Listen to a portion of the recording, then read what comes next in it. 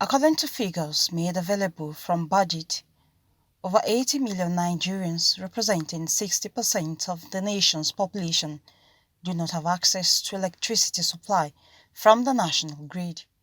The precarious situation has had adverse effect on primary healthcare centers across the country. This has necessitated the need for off-grid power supply at health centers. Full role to complement the government's effort.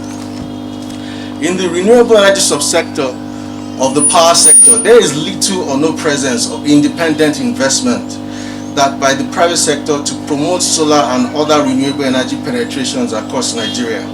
Deeply concerned about this gap and considering the state of the nation's health facilities amongst the ravaging COVID-19 pandemic, our company Volsus Energy Limited, a foremost indigenous renewable energy company and inverter manufacturing firm, initiated the Volsus Solar for Health project. A 12 kilowatt solar mini grid is expected to alleviate the challenge of power supply and ensure smooth operations at the center.